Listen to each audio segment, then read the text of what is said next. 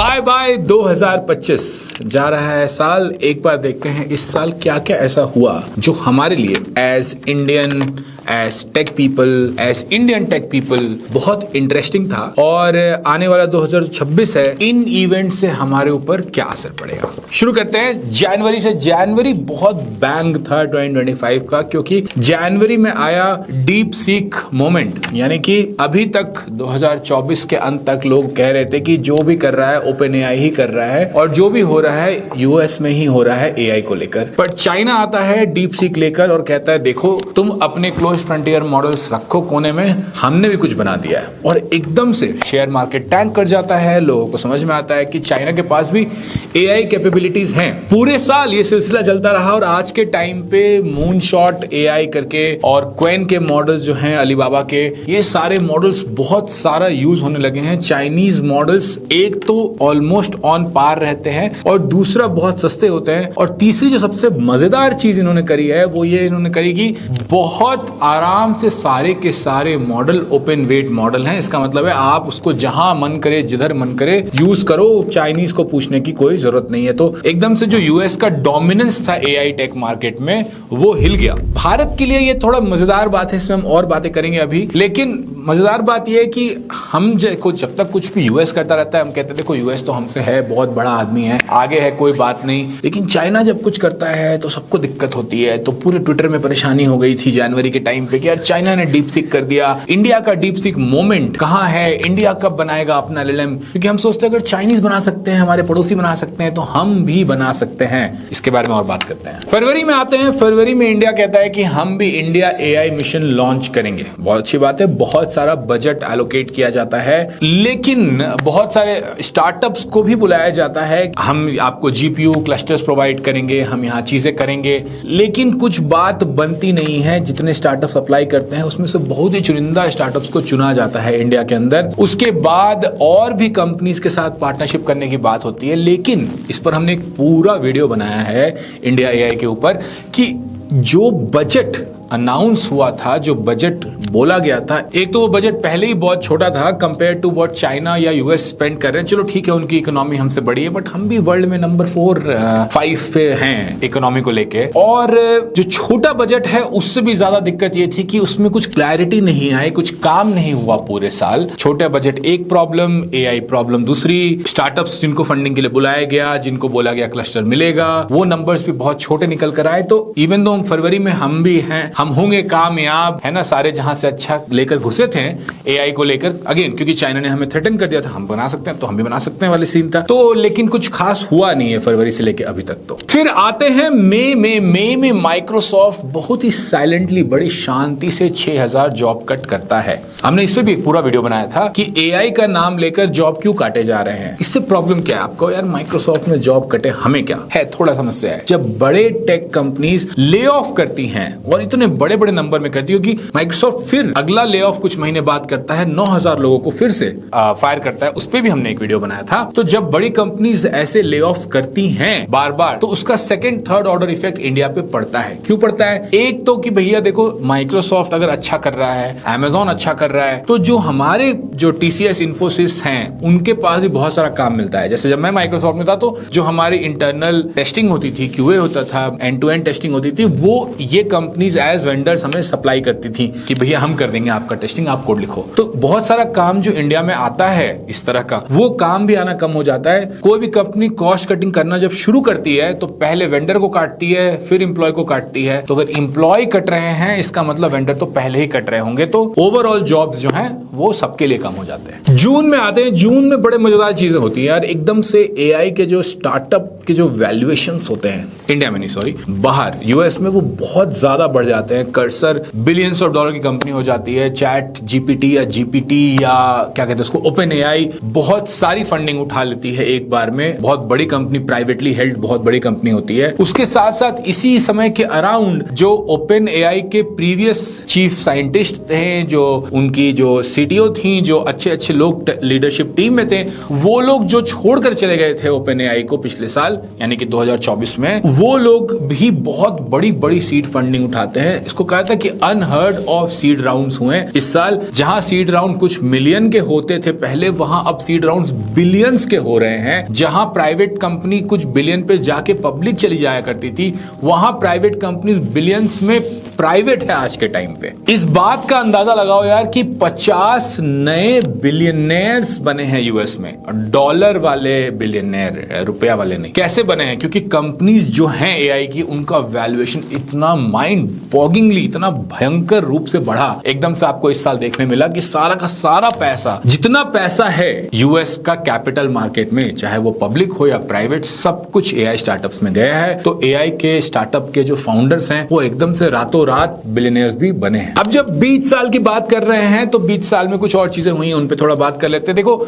India का जो LLM का सपना था वो और भी कमजोर होता दिख रहा है, क्योंकि सर्वम एआई जो है, जिसके बारे में काफी बातें हुई थी, वो इंडियन एआई के साथ काम भी करना चाह रहा था, वहां पे डाउन साइजिंग शुरू हो गई। उसके यहां से जो कुछ नया खास निकल कर नहीं आ पाया, अपना इंडिया का एलएलएम निकल कर नहीं आ पाया। वॉइस में सर्वम एआई ने एक्चुअली में अच्छा काम किया है, ढंग के मॉडल्स है, बढ़िया मॉडल्स हैं, लेकिन जो हमारा सपना था वो सर्वम के साथ उतना पूरा होता हुआ नहीं दिख रहा। एक और जो बहुत इंटरेस्टिंग स्टार्टअप शुरू हुआ था एआई में इंडिया में, जो डे 1 को यूनिकॉर्न बन चुका था, वो था भविष्य का कृत्रिम। इसके ऊपर हमने एक पूरा वीडियो बनाया है, आप देख सकते हो कि भविष्य का जो कृत्रिम है वो भी अब नीचे गिरने लगा। इनफैक्ट वहां पे भी डाउन साइजिंग या फायरिंग शुरू हो रही है। जरा सोच के देखो, अभी हम बात कर रहे थे कि बाकी जगहों पे फंडिंग होते जा रही है, एआई स्टार्टअप्स में हायरिंग होती जा रही है, एआई स्टार्टअप्स के अंदर इंजीनियर्स और रिसर्चर्स को भर भर के पैसा मिल रहा है यूएस में। पर इंडिया में कहानी उल्टी हो रही है। इंडिया में जिन एआई स्टार्टअप्स ने फंडिंग उठाई थी, बड़े बने थे,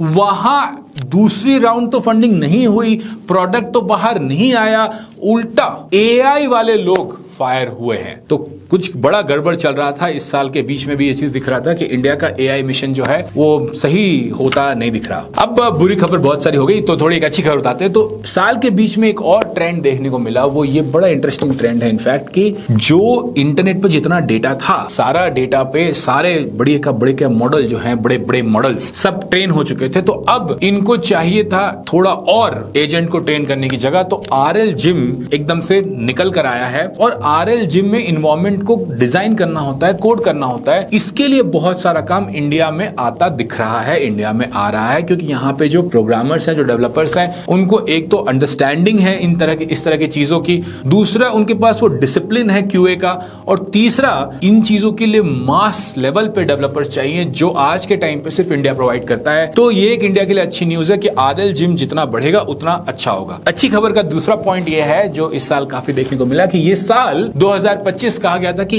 ईयर ऑफ एजेंट्स होगा। तो एजेंट्स काफी यूज होने शुरू हुए। अब समस्या क्या होती है, आप समझो कि एआई जब काम करता है तो कभी तो वो आपके मन का रिप्लाई करेगा, कभी आपके मन का रिप्लाई नहीं करेगा। तो डिटर्मिनिज्म नहीं है इस मॉडल के अंदर, जैसे प्रोग्रामिंग के अंदर होती है। तो लोगों ने क्या करा कि कहा कि हम एजेंट को डिप्लॉय करने के पहले खूब सारा टेस्ट करेंगे, उसके लिए खूब सारे टेस्ट लिखेंगे। उसके लिए एक बड़ा सुंदर शब्द निकाल कर लाए ये लोग, जिनको कहते हैं इवैल। वीडियो तो चलेगा, लेकिन अगर आपको वीडियो पसंद आया तो आपने कॉमेंट क्यों नहीं किया, लाइक क्यों नहीं किया, शेयर क्यों नहीं किया, सब्सक्राइब क्यों नहीं किया? और सबसे इंपॉर्टेंट चीज, कमेंट क्या करना है। जो भी मैं इवेंट्स बता रहा हूं, इसमें से सबसे इंटरेस्टिंग इवेंट, सबसे मजेदार चीज आपको क्या लगी इस साल में 2025 में टेक में, वो जरूर से कमेंट बताते जाना। आज के टाइम पे इंडिया में ईवैल में काफी लोग काफी अच्छा पैसा बना रहे हैं। ये इंडिया का मोबाइल डेवलपमेंट मोमेंट जैसा हो गया है कि मोबाइल एक समय जब यूएस में आया, लोगों को अपने iOS ऐप बनवाने थे, तो काफी सारा काम इंडिया में आ रहा था ये मोबाइल डेवलपमेंट के लिए। वैसे ही ईवैल डेवलपमेंट, आरएल जिम डेवलपमेंट के काफी काम इंडिया में आ रहे हैं। अगर आप करियर में कुछ ऐसा एंटरप्रेन्योरियल करना चाहते हो तो इस एरिया में घुस सकते हो। यहाँ पे काम है,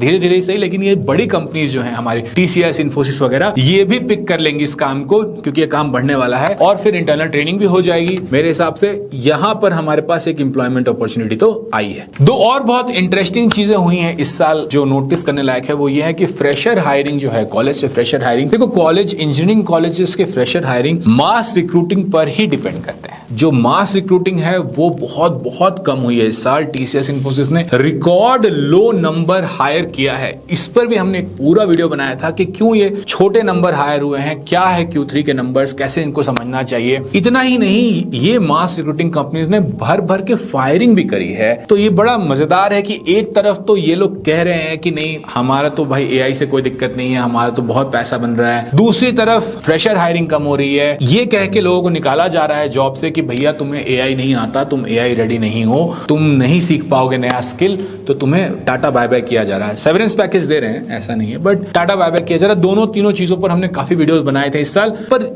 ये जो ट्रेंड है फ्रेशर हायरिंग का, एक मिनट के लिए इसको समझते हैं। देखो, फ्रेशर हायरिंग की समस्या होने वाली थी, होने वाली है और होती रहेगी। ये मैं पिछले 1-2 साल से बार बार कह रहा हूं। इस पर भी मैंने वीडियो बनाया था कि कॉलेज जाने वाले स्टूडेंट्स क्या करें। क्यों हो रही है? क्योंकि हमने मशरूम्स की तरह, कुकरमुत्ते की तरह कॉलेजेस उगा दिए इंजीनियरिंग कॉलेजेस में, जिनमें ना कोई क्वालिटी है, ना कोई पढ़ाई है, ना सिलेबस रिवीजन हुआ है इतने सालों से। और फिर एकदम से जब सारा का सारा मार्केट एआई की तरफ मूव कर रहा है, तो जो रेगुलर काम आता था वो काम अब आ नहीं रहा है यहाँ पर, तो हायरिंग आपकी हो नहीं रही है। और जो क्वालिटी सीखना है, जिसमें सच में अच्छी सॉफ्टवेयर इंजीनियरिंग होगी, जहां जाकर आप एजेंटिक एआई डेवलपमेंट वगैरह चीजें करोगे, बढ़िया सॉफ्टवेयर बनाओगे, वो वाला काम कॉलेज में सिखाया जाता नहीं है। बच्चे कॉलेज में सीखते नहीं है, बाहर आकर 1-2 साल रुक कर फिर सीखते हैं, फिर उनकी जॉब लगती है। बहुत सारे बच्चों को मैं देखता हूं, पढ़ाता हूं, जिनको उनके साथ यही होता है कि कॉलेज में भैया टाइम वेस्ट कर दिए, लेकिन अब रियलाइज हो रहा है कि इसको कर लेना चाहिए और फिर करते हैं। तो ओवरऑल ये एक ट्रेंड चल रहा है फ्रेशर हायरिंग का, जो 2025 में और भी खराब हुआ है और 26 में आई थिंक और भी खराब होगा, क्योंकि फ्रेशर्स जब मार्केट में एक्सपीरियंस लोगों को ही ज्यादा काम नहीं मिल रहा है, क्योंकि जो एक्सपीरियंस है ना वो सब आईटी इंफॉर्मेशन टेक्नोलॉजी में एक्सपीरियंस है, सॉफ्टवेयर इंजीनियरिंग में एक्सपीरियंस नहीं है। तो जो आईटी एक्सपीरियंस है, जब उसका ही मतलब नहीं है, तो कॉलेज में जो आपने असाइनमेंट टेप के जो डिग्री निकाली है उसका क्या वैल्यू रहेगा, जरा सोच के देखना। चलो वापस आते हैं न्यूज में। अगस्त आता है और सैम ऑल्टमैन सरकार जो है, सामा भैया, वो एक बड़ा डेथ स्टार का फोटो ट्वीट करते हैं, कहते हैं आज का दिन जो है दुनिया बदल देगा। क्यों? क्योंकि आज GPT-5 लॉन्च हो रहा है। GPT-5 लॉन्च होता है, लोग बोलते हैं छे ए राम, इसके ऊपर इतनी बातें करी आपने। तो GPT-5 से कुछ खास होता नहीं है। GPT-5 से उल्टा एक चीज और समझ में आ जाती है कि AGI जो है, जहां पर हम सब पांव पर पांव धर के बैठे रहेंगे, हमें यूनिवर्सल बेसिक इनकम मिलेगा, किसी को कोई काम करने की जरूरत नहीं होगी, सारा काम रोबोट्स करेंगे, वो वाला जो यूटोपिया है, वो वाली जो दुनिया है, वो बहुत बहुत बहुत दूर है, चाहे आप कुछ भी कह लो। इसके ऊपर भी हमने काफी बढ़िया वीडियो बनाया था कि क्या AGI का सपना कभी नहीं होगा पूरा, देखना जरूर। लेकिन पॉइंट ये है कि वो जो डर था लोगों से वो चला गया है। अब सबको ये समझ में आने लगा है कि देखो, चैट GPT हो या कोई भी AI टूल हो, वो आपके साथ एक को पायलट की तरह, आपका एक छोटा सा असिस्टेंट की तरह, $20 महीने वाले इंसान की तरह काम कर सकता है, एक छोटू की तरह काम कर सकता है। पर आपको रिप्लेस करने की जो बड़ी बड़ी बातें हो रही थी, वो बातें अब थोड़ी कम होने लगी हैं। अगस्त और सितंबर इंडिया के लिए बहुत मुसीबत भरे महीने रहे। भले आपके और मेरे रेगुलर लाइफ पे इसका बहुत असर अभी नहीं दिख रहा है, लेकिन बहुत सारे लोगों के लिए बहुत ही मुश्किल का समय रहा, क्योंकि इंडिया और यूएस के जो घनिष्ठ मित्रता थी, जो माय फ्रेंड ट्रंप होते थे, वो माय फ्रेंड की जगह माय एनिमी ट्रंप निकले। और दुश्मन न करे दोस्त ने वो काम किया है, उम्र भर का गम हमें इनाम दिया है, ऐसा कर गए हैं ट्रंप महाराज। क्यों कर गए? क्योंकि उनका कहना था, भाई तुम अगर यूएस से इतना सारा पैसा ले रहे हो सामान बेच के, तो कुछ हमारी भी सुन लो।